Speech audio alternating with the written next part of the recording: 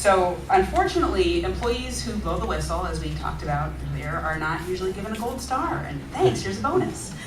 They usually do suffer some sort of reprisal, and it's something that we see all the time, and it's shocking to every single whistleblower who finds themselves in that situation, because I think it just goes to the core of injustice. I did the right thing, and to have a reaction of retaliation is just so disorienting. But it's something that we find quite predictable, frankly, in our work. So, they're physically threatened sometimes, they're given poor performance appraisals, sometimes they're directly fired or harassed, sometimes they're given too much work to do, sometimes they're given not enough work to do, a whole bunch of different forms of reprisal manifest. So, let's see. So I just want to touch a little bit on the fact that we do run campaigns. It's one of the reasons we're so effective. So we, as a nonprofit law firm, will represent whistleblowers who usually have suffered reprisal, but we also try to fix the underlying issues that a whistleblower has concerns around, because that's what we really, it's a tool or a vehicle to promote government and corporate accountability. So we'll run education campaigns, we'll work on with Congress to get hearings going, we'll work very closely with the media to get public attention on an issue, and that really drives reform. So it's an effective, multi-pronged package of tools that we use in our activist toolbox to try to protect the public interest. And we've done, in our regular way, we've really been responsible for drafting more of the, 30 plus pieces of legislation that protect whistleblowers now, including the whistleblower provisions of the Sarbanes-Oxley Act, the new Dodd-Frank amendments, the Food Modernization Act, the new National Defense Authorization Act, and all these have much more robust whistleblower protection provisions in them. Still though, there is not one big Title VII for whistleblowers, so it is this patchwork of laws that are out there that you could easily fall through the cracks on. So tonight we're going to talk about Hanford, basically, and this is a huge issue in its own right, but it is I think it's the leading example of where whistleblowers have made one of the most profound differences over the course of three, almost now 4 decades, actually. 3. Well, but we're going into the 4th, really.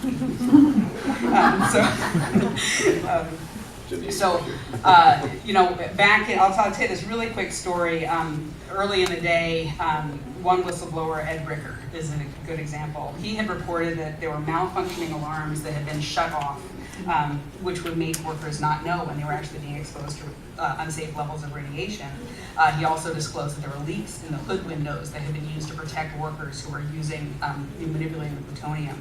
And Ed was called a nitpicker, a troublemaker, told that if he didn't stop complaining, he'd be fired, and that other people would be fired and lose their jobs. He was given poor performance appraisals. He was put under secret security surveillance. He was sent for psych evaluations, and even his air equipment was sabotaged. He eventually quit. Legal protection was not very good then. But Ed was followed by a string of other whistleblower disclosures, in part because Ed came to Gap and saw that there was support, and all these other whistleblowers started coming out of the woodwork. And Tom, at that point, Carpenter worked at Gap at that point and was really the kind of lead architect of creating a home for those whistleblowers and turning their information into power to hold that cleanup accountable. So you'll hear first tonight from Tom Carpenter. He's the executive director of Hanford Challenge, and he spun Hanford Challenge off from Gap in 2007 because the issue of Hanford is just so significant and needed its own degree of dedicated attention. So we are so grateful that he did that. And they are really the leading organization promoting a safe and accountable Hanford cleanup. And he has worked side by side with Dr. Walt Tamosaitis to ensure that the serious safety issues that he has raised get addressed. And so you'll hear a lot about that today. So Tom is going to give you a deeper dive, not as deep as it could be, because I'm only giving him 10 minutes, to talk about Hanford and to give you a context for how high the stakes are. Realize there's a problem. And then they feel compelled to address it. And the second stage then is disclosure, when they make the decision to disclose the information to third parties. And those could be internal disclosures to their managers, to an internal employee concerns person, to their boss, to or it can be external. It could be to an oversight agency. It could be to the media. It could be a watchdog group. In our experience, actually, contrary to perhaps popular opinion that whistleblowers are only folks who go outside, most folks go internal first. They raise a concern internally first with the hope that that will be addressed. And often the only time they will go outside first is if they really feel that nothing will happen or that they will experience reprisal, and they just know that for sure. So, but usually the first line is to go internally. The third stage, of course, unfortunately, is retaliation. And unfortunately, managers often react to the disclosures as though the person making the disclosure is the problem, not the problem actually being disclosed. So it's the whistleblower becomes the problem, not the actual concern.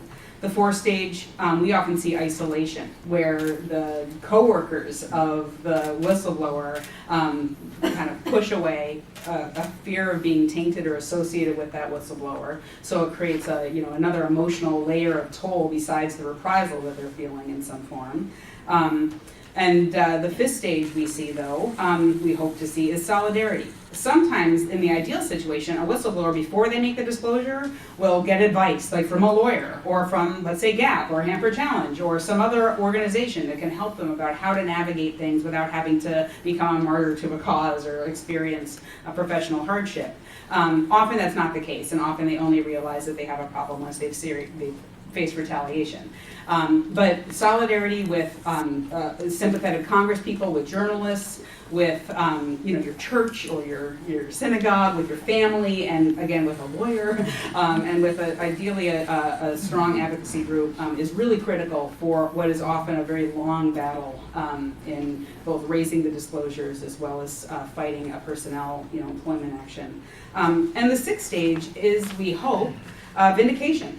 Not only for if someone has experienced retaliation to either get a remedy and their job back or some kind of, which is not always the case, but to also have that their concerns were addressed and deemed valid and legitimate. And so that's the general arc. Again, not always, but it's sometimes useful to know if you're ever in that situation that this is what to expect. Whereas, so when we have a whistleblower call us and say, you would not believe what happened, and we're like, oh yeah, we see this all the time. But it's not true when you're in it. It feels very unique to you and very lonely.